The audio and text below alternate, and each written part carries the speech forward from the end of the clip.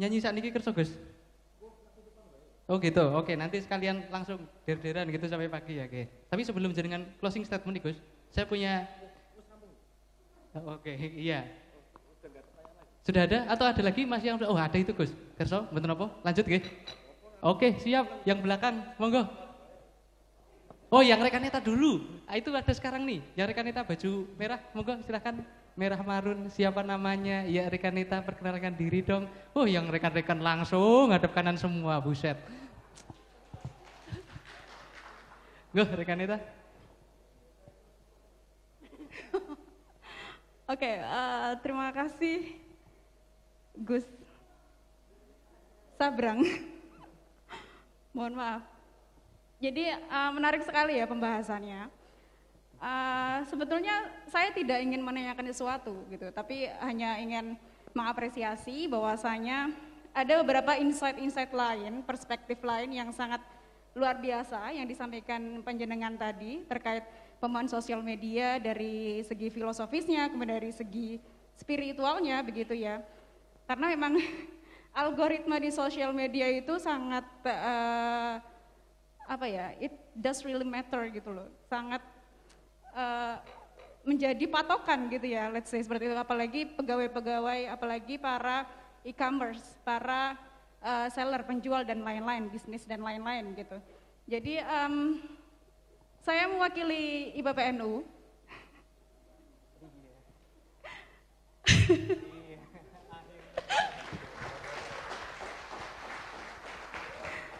Mengucapkan terima kasih yang sebesar-besarnya atas perspektif yang sangat luar biasa dari panjenengan. Kita sebagai kaum muda juga harus memahami ya dari perspektif-perspektif soal sosial media, tidak hanya dari teoritis saja, tapi juga dari perspektif filosofis, kemudian spiritual dan lain-lain yang tadi sudah disampaikan. Dan memang hari ini pengguna sosial media itu di Indonesia sudah mencapai internet lebih tepatnya 170 juta sekian dari 250 juta sekian penduduk Indonesia. Jadi kita sebagai kaum muda sebetulnya harus berhati-hati dan harus lebih wise lagi terkait penggunaan sosial media seperti itu.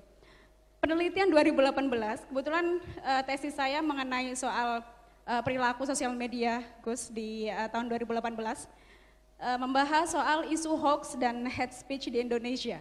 Itu luar biasa banyak sekali, sehingga kita ketika melihat sosial media saat ini, apalagi di pemilihan Pilpres saat itu 2019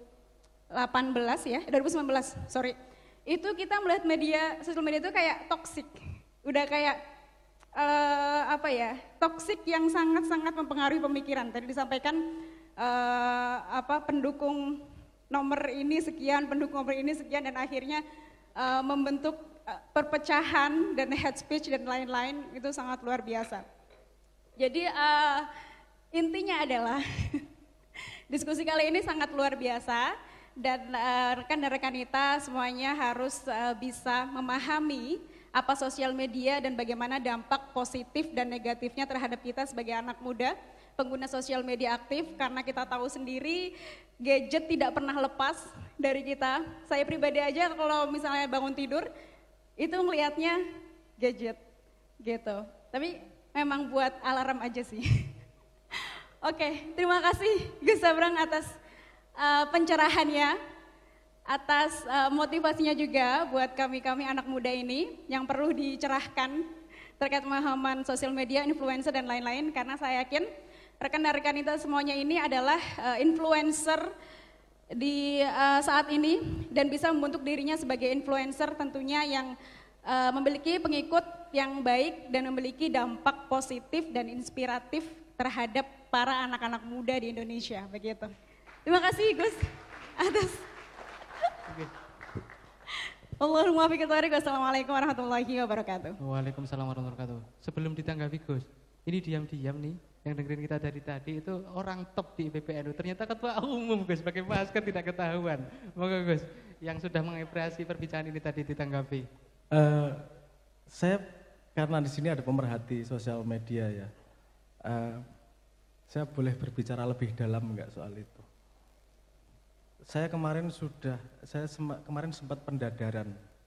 saya berhadapan dengan 12 profesor dari ekonomi, psikologi, social science, bukan natural science ya, beberapa social science terhadap gagasan. Karena saya memiliki gagasan. Gagasan saya adalah begini. Ini ada fundamental crux apa bahasa Indonesianya? Ada kunci fundamental yang membuat keadaan berubah dengan sosial media ini, yang sebenarnya jawabannya ada di Islam. Alhamdulillah, hipotesis saya bertahan dan tidak ada yang bisa membantah. Tapi langkah berikutnya saya mau tidak mau harus ngajak teman-teman ini untuk membuat something. Karena begini, urutannya begini, saya urutkan ya sedikit ya, urutannya begini. Semua makhluk hidup di dunia itu pasti berkompetisi. Tidak ada yang tidak. Semua makhluk yang bergerak itu pasti berkompetisi. Kalau hewan yang maling menang kompetisinya, dia punya hak, punya anak. Betul enggak? Sing menang tarung, sing menang apalah terserah, dia punya anak. Jadi kompetisi ini pemenangnya akan direplikasi. Nah, di dunia manusia juga terjadi kompetisi. Tapi kalau di dunia hewan, kompetisinya kan survival, sederhana. Siapa yang paling survive, dia akan bisa meneruskan keturunan. Kalau di dunia manusia, karena dia punya dunia abstraksi, siapa yang paling dianggap tinggi di society, dia yang akan diikuti oleh generasi berikutnya. Kalau saya menyebutnya, sejak keluar bukunya Luca Pauli yang berjudul Summa de Arithmetica, di situ menunjukkan metodologi double bookkeeping tentang uang itu tadi, itu awal-awal kapitalisme terjadi. Itu membuat society manusia lombanya adalah pada, kompetisinya adalah pada resources, sumber daya. Jadi lomba siapa yang paling kaya. Itu bukan kejahatan siapa-siapa, itu memang ada sebuah parameter universal yang bisa diambil, yang namanya currency, yang namanya duit, itu bisa jadi universal, poin tangible, poin yang terlihat yang bisa dikompetisikan satu sama lain, sehingga rebutan duitnya paling banyak. Itu sehingga lahir metodologi kapitalisme dan seterusnya. Kompetisi itu terus terjadi dan sekarang dengan sosial media ini tambah nih, berubah lagi nih. Kompetisinya adalah ketika like menjadi tangible. Like, subscriber, viewer menjadi tangible. Bisa dilihat jumlahnya berapa. Jadi rebutan follower, rebutan subscriber, rebutan terkenal. Dan itu yang membuat society sekarang arahnya adalah ke rebutan like. Generasi berikutnya akan seperti yang bikin YouTube tadi. Generasi berikutnya akan mencari cara bagaimana dia mencari like sebanyak-banyaknya. Bikin konten boh aneh, boh seperti apa, pokoknya like sebanyak-banyaknya. Karena yang dianggap tinggi adalah yang like-nya terbanyak. Sehingga dia terjadi regenerasi yang jenisnya seperti itu. Ini society, saya 5 tahun yang lalu sudah ngomong, ini society hancur kalau seperti ini. Kenapa? Karena yang dianggap tinggi, dia akan punya posisi tinggi di society. Dia yang like-nya banyak, ini akan jadi punya posisi besar di society. Ini terbukti dengan Jokowi dan Prabowo kemarin ketika rebutan trending topik setiap hari. Yang like-nya paling banyak, itu jadi presiden kemudian. Ini kalau pemimpin kita berdasarkan suka, bukan berdasarkan kapabilitas, efeknya adalah yang buat undang-undang Anda adalah Mulan. Tahu Mulan? Makhluk paling seksi di dunia itu loh. Dia jadi anggota DPR yang menandatangani undang-undang yang akan dipakai orang seluruh Indonesia. Dia saya nggak ngomong dia tidak kompeten ya, tapi jelas dia menang di situ karena popularitas, bukan karena kapabilitas.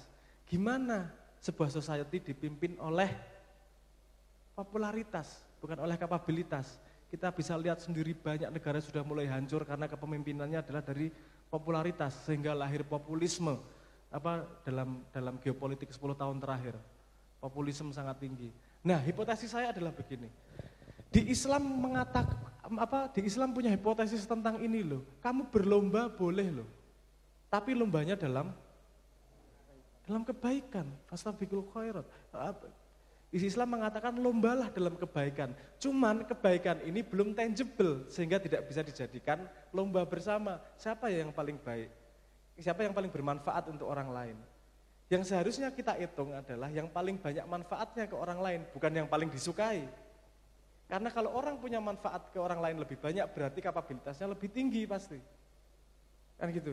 Jadi parameter sosmed yang baru seharusnya bukan urusan like saja. Like nggak apa-apa, tapi juga urusan kapabilitas terhadap sebuah ruang kajian tertentu. Ruang kajian apa, kayak biologi, kayak kesehatan, kayak sehingga hoax itu bisa kita hadapi dengan cepat juga. Kalau kita mau nanya soal virus, tanya pada yang manfaatnya banyak nih di soal virus nih. Berarti dia ahli soal virus nih, karena dia memberi edukasi yang banyak kepada orang lain, misalnya begitu. Nah, hipotesis saya kepada mereka adalah, dan ini sudah sempat didengarin negara walaupun belum ada follow up-nya sampai sekarang. Saya ngomong, ini seluruh dunia sedang mengalami stagnasi terhadap keadaan yang baru. Tidak ada jalan keluar nih. Dan saya mendefinisikan, ini bukan salah siapa-siapa, ini salah karena ada sebuah parameter tangible yang bisa dipakai bersama untuk berkompetisi. Dan parameter itu tidak menghasilkan generasi lebih baik. Parameter itu menghasilkan generasi yang lebih narsis. Jadi kita akan menghasilkan generasi-generasi narsistik. Itu ancaman milenial paling besar adalah mereka terdorong untuk narsis, untuk eksistensial. Bukan untuk manfaat, untuk eksistensial. Kenapa? Karena manfaat belum ada parameter tangible-nya. Kalau belum ada gimana? Dibuat. Itu yang saya lakukan sekarang. Saya sekarang membuat prototipe sosial media. Ya wong gendeng lawan karo Facebook, karo Twitter, karo Instagram, edan lah. Enggak masuk akal itu ngelawan mereka. Tapi saya merasa ini adalah jawaban yang pantas saya meletakkan perang hidup saya di situ. Kalau saya bisa bikin sebuah parameter yang ngomong manfaat, ini adalah hipotesis dari social engineering Islam nih. Kalau kita ngomong Islam, bukan ngomongin besar-besarnya Islam, tapi subkultur yang dibangun oleh Islam. Hipotesis dibangun oleh Islam adalah lomba manusia dalam manfaat, dalam kebaikan ke orang lain. Bukan lomba like, bukan lomba kaya-kayaan, bukan lomba ganteng-gantengan, tapi lomba manfaat. Sebelum itu bisa kita jadikan parameter dalam society, saya berani ngomong bahwa Islam tidak akan bangkit. Kalau mau ngomong mau Islam bangkit, kita harus mulai berpikir itu. Bahwa kita menghargai orang lain berdasarkan manfaatnya, bukan berdasarkan followernya, bukan berdasarkan keterkenalannya. Kita boleh suka, tapi kalau mau patuh sama yang paling banyak manfaatnya. Kalau mau mempercayakan mimpi, paling banyak manfaatnya. Karena dia sudah bermanfaat ke orang lain sebelum wajib. Paham maksud saya? Dia belum jadi pemimpin, sudah bermanfaat orang lain, jadiin pemimpin aja, manfaatnya akan lebih banyak. Kan logikanya sesederhana itu. Nah, cuman kita belum ada sosial media yang ngitung manfaat itu tadi. Nah, saya hampir 3 tahun mengembangkan algoritma untuk itu. Saya ngambil algoritma dari sigmoid function yang diambil untuk evolusi, kapasitas evolusi manusia, evolusi makhluk hidup. Saya mencoba mengadopsi itu untuk membuat sosial media yang itu kemudian sama 12 profesor itu dihajar lah, dihajar segala macam. Alhamdulillah endingnya oke. Negara juga, saya nggak perlu ngomong tokohnya ya, tapi dia satu tokoh yang orang ming tengah-tengahan lah, wis pucukan lah, sarana sing luwih dhuwur meneh lah. Lalu dia mengatakan bahwa, yo ini jawaban dunia, jawaban stagnasi. Seharusnya ini jadi tidak hanya jawaban Indonesia, tapi juga jawaban Islam terhadap dunia. Tapi aku yo malang kerik, kowe iki yo nek wis ngomong seneng yo diwangi to yo. Mosok aku kon nglawan Facebook matamu suwek ini iki. Facebook itu raksasa luar biasa kok. Yang bisa membesarkan ini adalah generasi muda. Yang bisa mewujudkan ini adalah kebersamaan. Posisi saya sekarang adalah menjadi orang gila yang mencoba hipotesis baru. Lagi joget sendirian di pantai. Semoga suatu saat saya bisa ngajak teman-teman hipno untuk joget bareng di pantai tersebut untuk menjawab dunia baru.